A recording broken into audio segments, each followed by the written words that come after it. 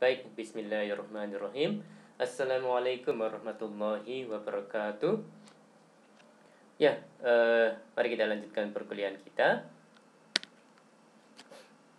Oke, ini lanjutan ya dari minggu lalu, Mas dan Mbak sekalian. Baik, keputusan desain organisasi. Organisasi mekanistik cirinya struktur yang kaku dan terkontrol ketat.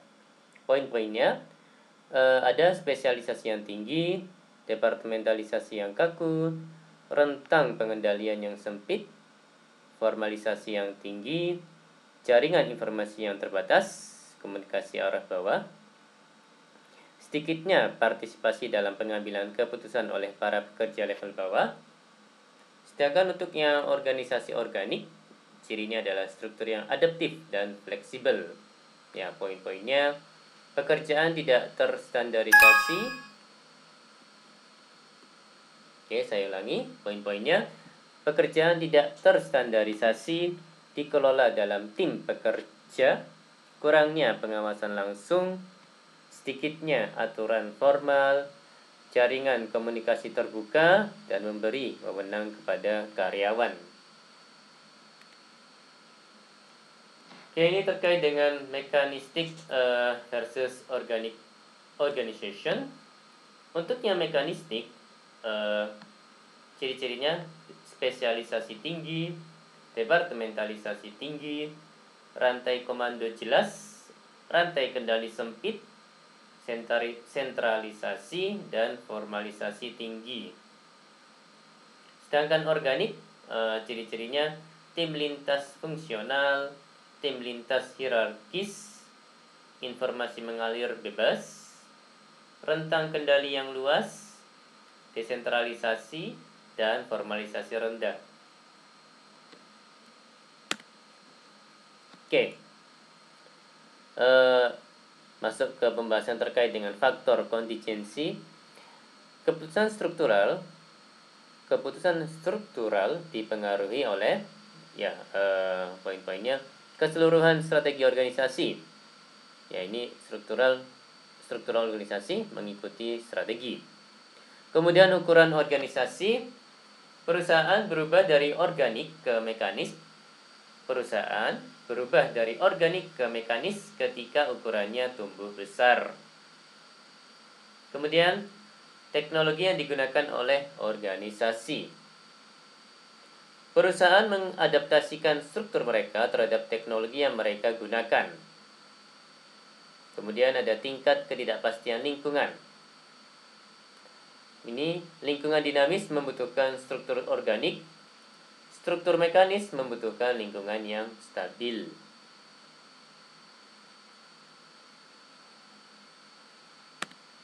Oke, kerangka strategi, poin-poinnya: inovasi. Struktural organisasi mengikuti strategi, kemudian meminimalkan biaya. Ini memusatkan perhatian pada pengendalian biaya yang dibutuhkan oleh struktur mekanistik untuk organisasi. Kemudian imitasi, ini mengurangi risiko dan meningkatkan keuntungan dengan meniru pemimpin pasar yang dibutuhkan baik oleh elemen organik dan mekanistik dalam struktur organisasi. Oke, masuk ke pembahasan terkait dengan strategi dan struktur serta ukuran dan struktur. Untuk strategi dan struktur, pencapaian sasaran organisasi difasilitasi oleh perubahan struktur organisasi yang memfasilitasi dan mendukung perubahan. Untuk ukuran dan struktur, perusahaan yang tumbuh berkembang, strukturnya cenderung berubah dari organik ke mekanistik dengan peningkatan spesialisasi, departementalisasi, sentralisasi, juga aturan dan regulasi. Oke, contingency factors, ya ini lanjutannya Mas dan Mbak sekalian. Teknologi dan struktur, poin-poinnya: organisasi menyesuaikan struktur dengan teknologi mereka. Kemudian, penggolongan perusahaan oleh Woodward didasarkan pada tingkat kompleksitas dan kecanggihan teknologi. Ya, ini produksi unit menggambarkan produksi barang-barang ke dalam unit-unit atau batch kecil. Kemudian produksi massal menggambarkan proses manufaktur dalam batch besar. Kemudian produksi proses meliputi produksi dengan proses yang kontinu.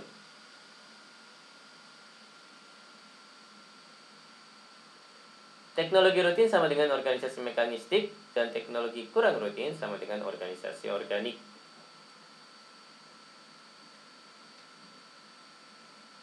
Jadi kalau dilihat di sini, kalau saya tidak salah, organisasi mekanistik stabil gitu ya, mungkin cenderung monoton Mas dan Mbak.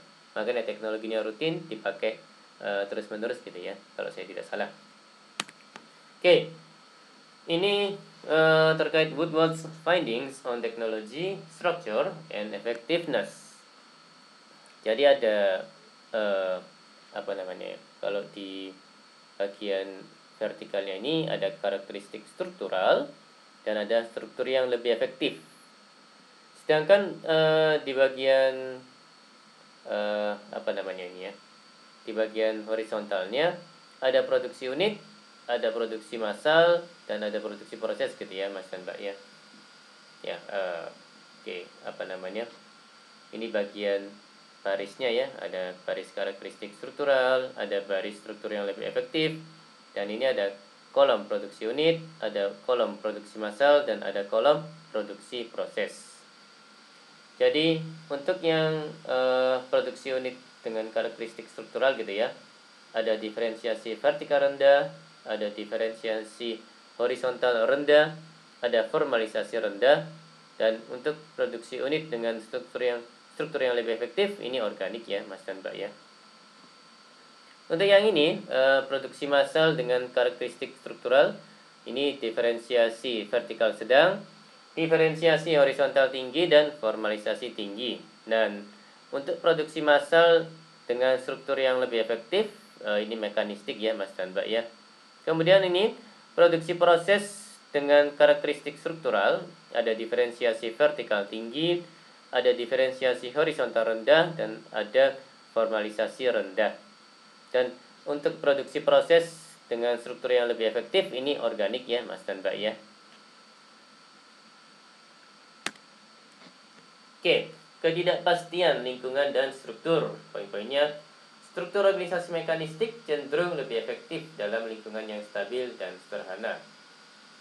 Sedangkan fleksibilitas dari struktur organisasi organik lebih baik bila berada dalam lingkungan yang tidak pasti dan kompleks, karena fleksibel ya. Jadi gampang menyesuaikan ya. Namun kalau lingkungan yang stabil dan sederhana itu organisasi mekanistik yang lebih unggul gitu ya Mas dan Mbak ya. Oke, masuk ke pembahasan terkait dengan desain organisasi yang umum. Oke, desain organisasi tradisional ada beberapa faktor, ada beberapa poin. Ya mohon maaf. Ada poin struktur simple. Hal ini departementalisasi rendah, rentang pengendalian yang luas, wewenang tersentralisasi pada satu orang, sedikitnya formalisasi. Sedangkan untuk yang struktur fungsional, dalam hal ini departementalisasi berdasarkan fungsi, ya operasi, keuangan, sumber daya manusia, penelitian dan pengembangan produk. Sedangkan untuk yang struktur divisional, terdiri dari unit atau divisi yang terpisah dengan otonomi terbatas di bawah koordinasi dan kendali perusahaan induk.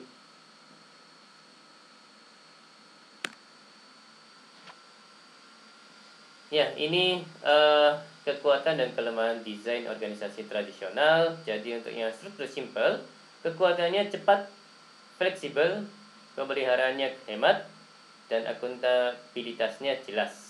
Sedangkan kelemahannya kurang layak ketika organisasinya berkembang, bertumbuh pada satu orang saja terlalu berisiko. Nah, untuk yang struktur-struktur lainnya silakan dibaca sendiri ya, masing-masing untuk kekuatan dan kelemahannya ya Mas dan Mbak. Oke. Ini adalah contemporary organizational designs. Jadi desain organisasi yang terkini gitu ya, kontemporer. Team structure, apa itu? Struktur di mana keseluruhan organisasi terdiri dari kelompok atau tim kerja. Sedangkan keunggulannya, pekerja merasa lebih terlibat dan diberdayakan, mengurangi hambatan di antara bidang-bidang fungsional. Kekurangannya, tidak ada rantai komando yang jelas. Tekanan diberikan kepada masing-masing tim dalam berkinerja. Ada juga matriks project structure. Apa itu? Matriks merupakan struktur yang menugaskan para spesialis dari berbagai bidang fungsional untuk bekerja dalam proyek, tetapi akan kembali ke bidang mereka setelah proyek tersebut rampung. Proyek merupakan struktur di mana pekerja secara kontinu memberikan kontribusi dalam proyek. Begitu satu proyek telah selesai, para pekerja beralih ke proyek berikutnya. Keunggulannya, desain luwes dan fleksibel yang dapat merespons perubahan lingkungan. Pengambilan keputusan lebih cepat. Kekurangannya, rumitnya menugaskan orang-orang ke dalam proyek. Rawannya terjadi konflik pekerjaan dan kepribadian. Lanjutan, ada boundaryless structure. Jadi struktur yang batasannya sedikit gitu ya Mas Mbak ya. Apa itu? Struktur yang tidak didefinisikan atau terbatas pada batas-batas horizontal, vertikal, atau eksternal yang artifisial. Meliputi jenis-jenis organisasi maya, virtual, dan jaringan network. Ya, maksudnya saya ulangi. Meliputi jenis-jenis organisasi maya atau virtual dan jaringan atau network. Keunggulannya sangat fleksibel dan responsif, mendayagunakan bakat-bakat yang ada. Namun kekurangannya, kurangnya kendali, sulitnya komunikasi. Ya, ada keunggulan, ada kekurangan gitu ya Mas dan Mbak sekalian. Oke. Ini desain organisasi kontemporer. Struktur tim, seluruh organisasi dibuat bekerja secara kelompok atau mengatur sendiri dengan memberi wewenang kepada pekerja, pemberdayaan pekerja. Struktur matriks dan proyek, pakar dari berbagai departemen fungsional bekerja bersama dalam proyek yang dipimpin oleh seorang manajer proyek.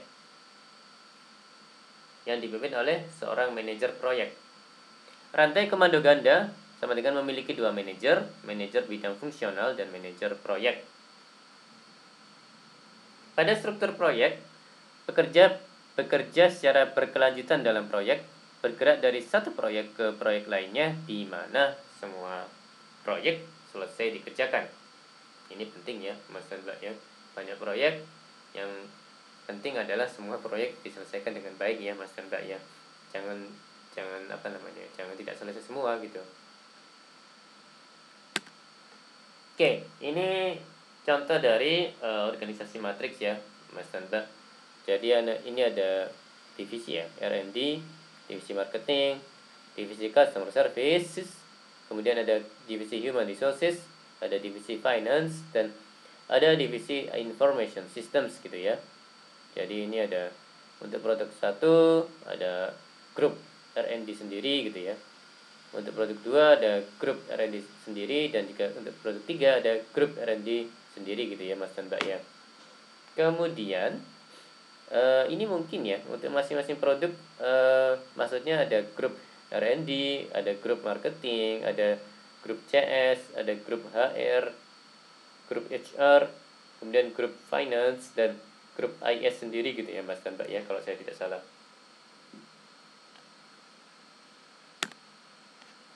Oke,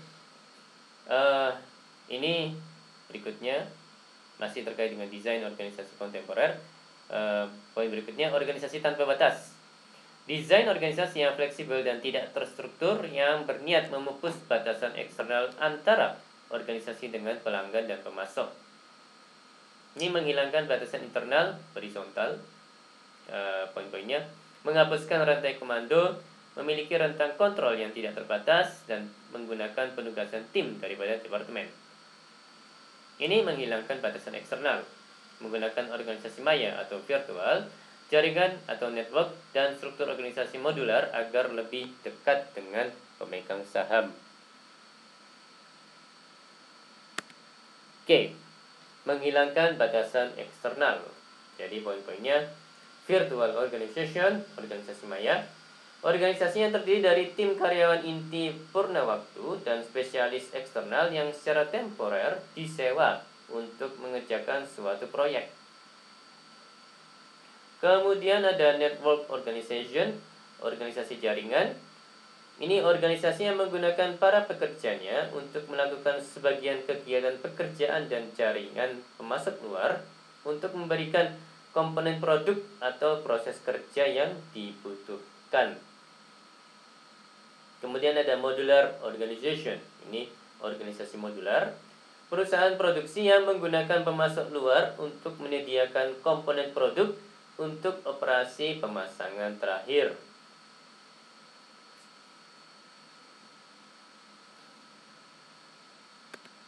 Oke, ini terkait tantangan desain organisasi masa kini. Ya, poin-poinnya: menjaga agar kerja saling terhubung.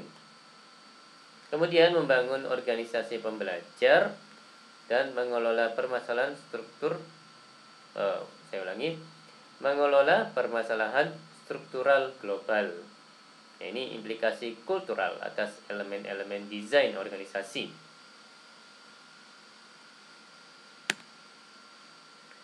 Oke, berikutnya organisasi pembelajar. Ya, ini masih terkait desain organisasi.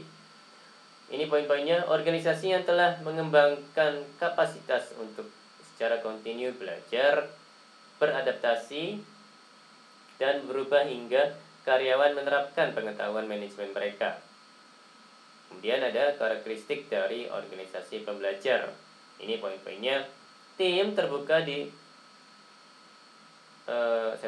tim terbuka didasarkan pada desain organisasi yang memberikan wewenang kepada para pekerja. Oh, maksudnya ini ya, sepertinya ya, timnya itu terbuka didasarkan pada desain organisasi yang memberikan wewenang kepada para pekerja. Kemudian secara luas dan terbuka dalam berbagai informasi, pemimpin yang membagikan visi organisasi, berperan sebagai fasilitator, pendukung, dan pendorong. Budaya berbagi nilai yang kuat, kepercayaan, keterbukaan, dan rasa bagian dari kelompok. Ya, ini saya ulangi: budaya berbagi nilai yang kuat, kepercayaan, keterbukaan, dan rasa bagian dari kelompok. Menjadi bagian dari kelompok itu ya, mungkin maksudnya seperti itu, Mas Kanda, kalau saya tidak salah.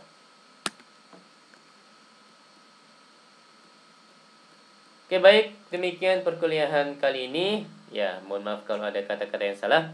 Terima kasih atas waktu dan perhatiannya. Kita jumpa lagi insya Allah next time. Saya tutup. Wassalamualaikum warahmatullahi wabarakatuh.